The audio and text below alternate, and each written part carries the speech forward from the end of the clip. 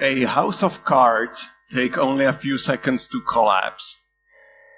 And the digital foundation that we are building and betting our AI future on, I think it's already trembling. Good morning. My name is Ondřej. Thank you for joining me today. And I'm here to talk about the thing that should really concern us all, the very basis underpinning our digital future. I've spent the last 3 decades wrestling some of these foundational issues firsthand. And today I'll show you what I believe and why I believe we are nearing a critical tipping point.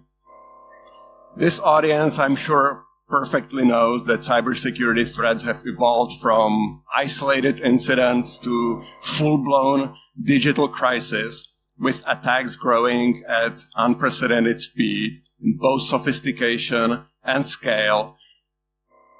Probably the best number to evidence that is that cybercrime damages are projected to reach $10 trillion this year, which to me is probably the biggest transfer of wealth or biggest transfer of economic value in the history of mankind. But here's the thing. I would argue that all this mess isn't necessarily because or only because the attackers are getting better.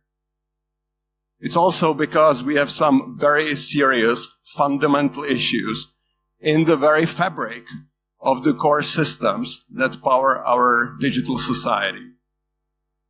And especially now, as we are opening this new exciting chapter and starting to build incredible things with AI, addressing some of these issues is becoming hugely important. Because what if this brilliant AI-powered future is built on something far less stable? What if I told you that it's all resting on a house of cards? This new AI era isn't just about faster computers or about smarter algorithms. Very likely it's going to cause a fundamental shift in how we live, how we work, and how we interact with the world around us. Just think about it. AI is poised to revolutionize healthcare, transportation, education, manufacturing, finance, you name it. Every industry that we know, every vertical, similar to what computers and the internet did some time ago, but now with more vigor, more intensity, and I would say also more political support. We're talking about personalized medicine, self-driving cars, smart drones, smart cities, fully automated dark factories with no humans involved, and AI-powered assistants so personal that they basically become our closest soulmates. Is it scary? Maybe, but the potential is breathtaking, as is the amount of dollars that's being poured in these things. This is a truly transformative force, and it is coming. But there is also a dark side to all of this. AI abused and weaponized for offensive purposes. Late last year, Google Project Zero made a splash by using an LLM to perhaps discover the first new zero day in SQLite. Then last month, a group of Google researchers published a detailed paper where they analyzed 12,000 real-world AI-based cyber attacks, clearly showing AI's growing offensive capabilities.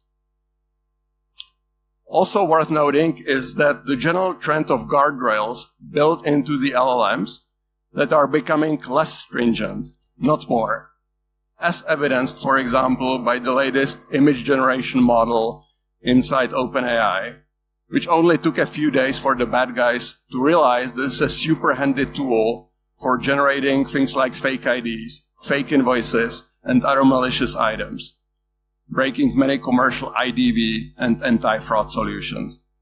And to crown it, just 2 weeks ago, TechCrunch reported on North Korea launching a new cyber unit with a focus solely on AI-powered attacks. So Kim is at it again. So I would say things are starting to get pretty wild. And so with this rapid acceleration towards AI-driven future, there's a critical question that we have to ask ourselves. Are we really ready for it? Let's take a closer look at what we are building on. Our digital infrastructure today is based on complex interconnected systems that are riddled with vulnerabilities. This is not a new thing, of course. It's an old murky problem that we have kind of known about, but we have ignored. But we always knew was going to backfire on us unless we do something about it. The numbers don't lie. According to the CVE database, over 40,000 new vulnerabilities were reported in 2024 alone. That's a 43% increase year on year. And the average time it took to discover a vulnerability was 215 days. This is just the ones that we know about, of course, and only cover third-party systems. Vulnerabilities in our own code would be on top of that. And as the complexity of these systems grows, this is no longer a linear problem. It is actually an exponential problem. Most of these vulnerabilities fall into critical categories like cross-site scripting, improper input validation, out-of-bound reads and writes, etc., making them highly exploitable. And unsurprisingly, the software that is most targeted also happens to be the one that is most commonly used. A house of cards only takes a few seconds to collapse. And today, sophisticated attackers can weaponize critical vulnerabilities in 5 days, sometimes even much faster. But with AI now starting to also be used for offensive purposes, that window can realistically shrink to minutes or even seconds. So how can any security team, no matter how skilled or funded, possibly keep up with such an avalanche? The sheer volume, combined with the ever-increasing speed of exploitation, makes traditional approaches totally unsustainable. But there is more to this. It's not just the number of vulnerabilities. It's also about where they reside. Much of our critical infrastructure, the systems that underpin our power grids, our hospitals, our financial institutions, our food and drug supply chain, run on legacy systems. These are often systems that were built decades ago. They are difficult to patch, they are frequently lacking modern security features, and they are riddled with known and unknown weaknesses. They were built to work reliably, and maybe even slightly refactored over the years, but they were typically not designed with security in mind. And to make things even more challenging, the attack surface has become really complex and incredibly heterogeneous. So we are not talking just about workstations and servers anymore, of course. It's the cloud, now used by over 95% of all enterprises. It's IoT, where the number of devices is in the tens of billions. It's all the mobile stuff. And it's the APIs connecting it all together. Every new connection, every new device, every new application is a potential entry point for attackers. Try to visualize the attack surface of a modern global enterprise. It's vast, it's dynamic, as in it's changing all the time, and frankly, it's almost impossible to fully understand. This has led to a renaissance of vulnerability scanners and discovery tools of all sorts, from code to infrastructure to cloud. Now let's have a closer look at this ecosystem. For application security, we have SaaS tools like Checkmarx, Veracode, SonarQube that analyze source code without actually executing it. We have DAS tools like Acunetics and OWASP Zap that test running applications. We have SCA tools, software composition analysis tools like WhiteSource or Ment.io, and Sneak that scan dependencies and third-party components. For infrastructure, we of course have network scanners like Tenable Nessus, Qualys, Rapid7, etc. And we also have container scanners like Trivy, Claire, and Encore. And then we of course have cloud security posture management tools like Wiz, which Google just decided was worth $32 billion in their biggest ever acquisition. I guess if your house of cards is built on cloud, you are willing to pay wizard level prices. The whole scanning market is valued at over $5 billion annually now, and growing at almost 20% CAGR, according to Gartner. The bottom line here is that people today are doing a lot of scanning, and these tools have become remarkably effective. So one can say that all is good or not. We've solved the problem. Well, not quite. This has led to a situation where CISOs and their teams are frustrated and burning out, pretty much drowning in the sea of vulnerabilities. In most companies that I talk with, the number of items in their vulnerability backlog is in the hundreds of thousands, or even millions, sitting there and waiting to be investigated. Security teams are overloaded by vulnerability counts that far exceed their ability to triage and fix them in a timely manner. And you don't have to take my word for it. A recent study by Ponemon Institute quantified it even better. The average today is 1.1 million vulnerabilities in backlog per organization. And not even half of them ever get remediated. It's just terrible. Here are some actual quotes to get an even better sense of the situation. So this is from Chris Krebs. I think some of you actually know this person, former director of CISA, saying, "It's like playing a whack-a-mole with a sledgehammer. By the time you address one set of vulnerabilities, 3 more critical ones have popped up." A Forrester analyst, Eric Nost, said, "The tech industry has now become overwhelmed by vulnerabilities to the point where it can't keep up." Then we have Wendell Snyder, the former CISO of Intel and Square, saying, "There is a systemic problem in how we approach vulnerabilities. Organizations keep investing in better detection capabilities without equal investment in their remediation capabilities." And lastly, Jeff Moss, the famous founder of Black Hat and DEF CON, would say, "Every CISO I know is facing the same impossible math problem. Vulnerability discovery is outpacing remediation capacity by orders of magnitude."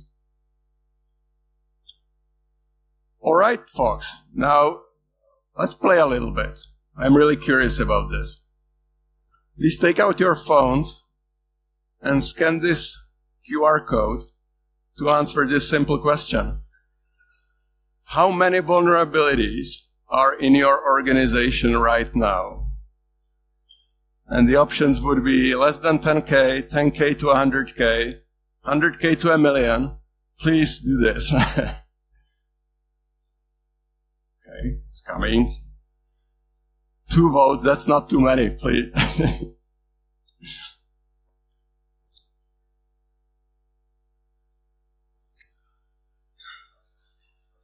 14, 16, amazing.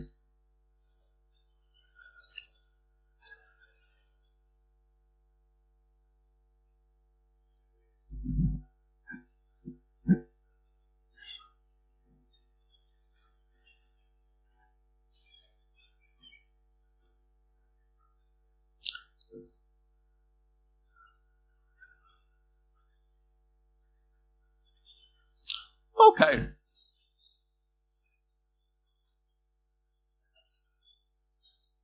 Let's give it a few more seconds. I think we are getting some picture here. It's good that the over 1 million actually is only 7% here, but the we have stopped counting is a bit concerning, I would say. So I'm sending my condolences. Anyway, let's continue. I would say here is the real kicker. If you have ever worn the CISO hat, you know that it's not always just about technology or just about doing the thing that you believe is the right thing. The harsh reality is that once you start reporting a metric, you are kept accountable for managing it. But when it comes to vulnerability count, how on earth are we supposed to do that? Which brings me to a story that should send some chills down. Anyone here recognize this face? Would you know who that is? This is Joe Sullivan. I would like to tell his story a little bit. Sullivan was the chief security officer at Uber, a pretty respected figure in the cybersecurity world. He had built security teams at Facebook and eBay as well previously. The guy definitely knew what he was doing. But in 2016, Uber suffered a massive data breach, and Sullivan made a decision that would change his life forever. So what happened? Hackers broke into Uber's network, and as usual, they did it in a pretty embarrassingly simple way. An Uber employee's GitHub account was hacked by a simple credential stuffing attack. And in that private account, the bad guys found keys to the kingdom. AWS access keys for the entire Uber, hard-coded into the source code of the private application. The data breach was big, was really big. PII, about 57 million riders and 600,000 drivers. Their names, emails, phone numbers, and even driver's license details and payment details, all exposed. The immediate response from Sullivan was to try to contain the situation. A $100,000 payment was arranged through Uber's bug bounty program, framed as reward for finding a vulnerability. But essentially it was hush money. The problem was exacerbated by the fact that the FTC was already after Uber, investigating Uber for a previous data breach that happened in 2014. And unfortunately, Sullivan decided not to disclose this 2016 breach to the FTC. Now let me fast forward to September 2022. The trial begins, and in October, Sullivan is convicted. He was found guilty of obstructing proceedings before the FTC and of so-called misprision of a felony, which basically means that he knew about a crime and failed to report it. Now, I'm not here to condone what Joe Sullivan did, but I'm here to say that this story is actually not an anomaly. It's a symptom of an impossible situation. CISOs are being held accountable for vulnerabilities they can't possibly remediate in a timely manner. They are constantly firefighting, constantly behind the curve, constantly under-resourced and understaffed. But CISOs are also humans. There is no way for them to prevent all attacks, and they shouldn't be definitely criminally liable for it. Let's see what he himself had to say about this in an interview just a few months ago. Can we have the sound from the presentation?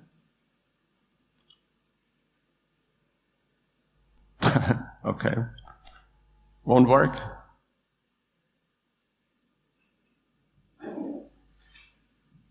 Let's see.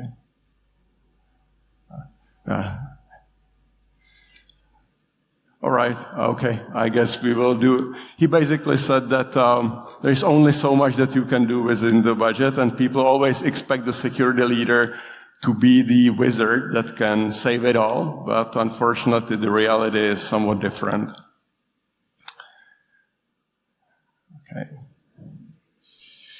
Okay. We have talked about the explosion of vulnerabilities. We've talked about the challenges of legacy systems and the expanding attack surface. Now let's talk a bit about the traditional solution, patching. Patching is the cornerstone of vulnerability management, of course, applying fixes to remediate known security flaws, which sounds pretty simple, huh?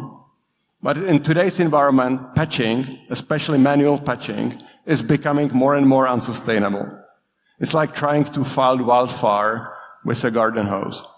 And here is why. First of all, the average time to patch a critical vulnerability, what the industry calls MTTR, is far too long. A 2023 report from Splunk states that the mean time to patch today is 115 days. Think about that. 115 days. That's like leaving your front door unlocked for 4 straight months, hoping no one notices. But we already know from the previous discussion that many critical vulnerabilities are exploited within days or even hours of disclosure, especially if the exploit code is publicly available. This gap is a critical window of opportunity for attackers, and unfortunately, it's only getting worse, not better. Patching isn't just slow, it's also disruptive. A 2022 survey found that 58% IT professionals reported experiencing significant disruptions to business operations due to patching. This is because organizations often have to take systems offline to apply patches, which can impact productivity, can impact revenue, can impact critical services. And even putting reboots aside, because of the sheer complexity and inherent fragility of today's systems, things tend to break quite often because of patching, require additional interventions and unwanted downtimes. And then, of course, patching can't protect you from the unknown. Of the 40,000 vulnerabilities that were discovered last year, 97 of those were 0 days, actively exploited in the wild before any patch existed. And lastly, patching doesn't address misconfigurations either. Servers left open to the internet, weak passwords, excessive permissions, etc., etc. The Verizon DBIR consistently shows that human error, including misconfigurations, is a major factor in a significant percentage of breaches. So patching is slow, it's disruptive, it doesn't address all vulnerabilities, and it's inherently prone to human error. I would just say we suck at it. We need a better approach, and that is coming closer to the root cause of the problem. What I mean by that is being more proactive at fixing at the source code level. This is a powerful concept, but anyone who has ever worked in this area will probably agree that the challenges here are even larger. And it's by no means just the technical aspects of it. Surprisingly, the main problem tends to be actually cultural. One could say that AppSec is where career ambitions and friendships go to die. The average enterprise today maintains over 300 custom applications, with many more open source and other components that are dependent. That's 300 opportunities for your security team to be the most hated people in the company. I'm talking about the silos and divides between security, development, and IT operations. The problem isn't that these teams don't want to work together per se, but it's like they are working off of completely different objectives. It's like 3 people trying to drive one car to 3 different destinations at the same time. I'm sure you know very well what I'm talking about. Security wants fixes to be rolled out very fast, while developers want to focus on forward-looking stuff, on innovation.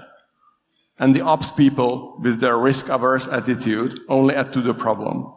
If you have ever worked in AppSec, you know that developers and security teams usually only agree on exactly one thing, which is it's always ops' fault. And while we can laugh at these dysfunctional dynamics, the consequences are anything but funny.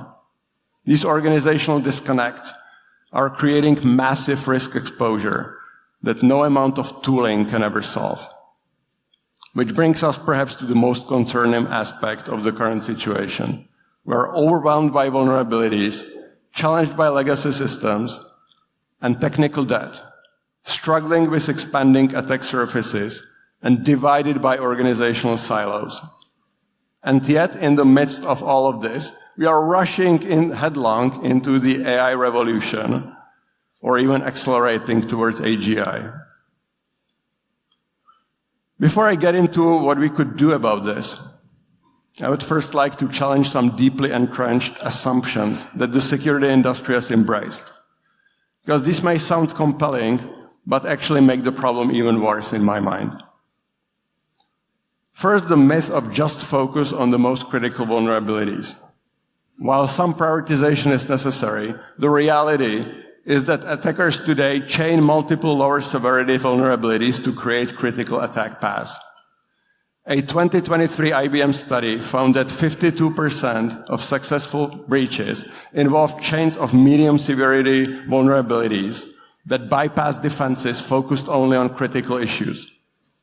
So focusing solely on the top 3% or only top 5% creates a false sense of security while leaving exposed flanks. Second, the shift left fallacy. We have spent years pushing security onto developers who frankly aren't security experts and probably will never be.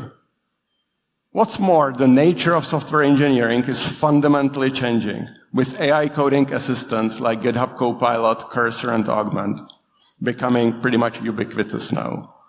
And I'm not talking just about some vibe coding. AI coding assistants are now used by over 80% of enterprise development teams, meaning that developers across the board are increasingly assembling rather than writing code. They are integrating chunks of AI-generated code with limited understanding of its security implications. And guess what? A recent study from Stanford found that code generated by these AI assistants contains security flaws at roughly twice the rate of human-written code. We are exponentially increasing complexity while simultaneously reducing comprehension and quality. And third, the Band-Aid approach of compensating controls. Runtime protection, micro-segmentation, zero trust, various deception techniques, these are all valuable tactics, but they are treating symptoms rather than addressing the root cause. What's worse, modern infrastructure changes at unprecedented speeds. The average enterprise makes over 30,000 configuration changes per month across their IT environment, according to a 2024 Gartner report. And each such change potentially invalidates the protection offered by compensating controls, which creates a perpetual game of catch-up. In short, compensating controls are prone to human errors, they add fragility, and they don't address the fundamental problem at hand. Despite everything I have just said, I would like to end today on a somewhat optimistic note. I actually think there is a way out of this mess. The path forward isn't doing more of what we have been doing, though. It requires a paradigm shift in how we think about security. From endless patching to architectural integrity. From manual remediation to systematic, scalable approaches. From prevention alone to resilience by design. Of course, paradigm shifts don't happen overnight. They always begin with practical steps. So when you return to your organization tomorrow or on Monday, number one, put more emphasis on your own code. All of us are first and foremost responsible for our own stuff. If everyone focused on cleaning up their backyard first, we would be in a very different situation today. The excuse-making approach that software is provided as is just must end. Number two, elevate to the board and CEO. Present this not as just a technical problem, but as a business continuity and liability issue. You should ask directly, what happens when vulnerabilities outpace the capacity to address them? You should ask for bigger budgets to specifically support vulnerability remediation programs. Number three, challenge the current process. Research shows that security teams spend over 80% of remediation time on repetitive tasks. So please document these patterns, calculate the actual cost of human-driven remediation, and explore how automation and perhaps AI could help to improve that. And lastly, focus on the outcome metric. Shift from measuring vulnerability counts to measuring your time to safety. How quickly your organization returns to a secure state. I've spent my career in security watching the problem grow exponentially. I've seen brilliant security teams crushed under the weight of their vulnerability backlogs. I watch CISOs burn out from trying to solve an effectively unsolvable problem with the resources and tools they have been given. And we have just heard from Joe Sullivan, or we have not, but I interpreted what he said, how bad this thing can become. I have to say I remain optimistic because despite these challenges, I see a growing recognition that we need a fundamental change, not incremental improvements. I see organizations beginning to question the status quo. I'm optimistic because a room like this is filled with people who can drive the paradigm shift, people who understand that both the stakes and the opportunity are massive. So the house of cards at the end doesn't have to fall. But preventing the collapse requires bold action, reinventing how we approach remediation at a fundamental level. So whether you are writing code or defending networks or finding vulnerability backlogs, I think it's your fight too. Let's shift this paradigm together, starting now. Thank you so much, and have a great B-side.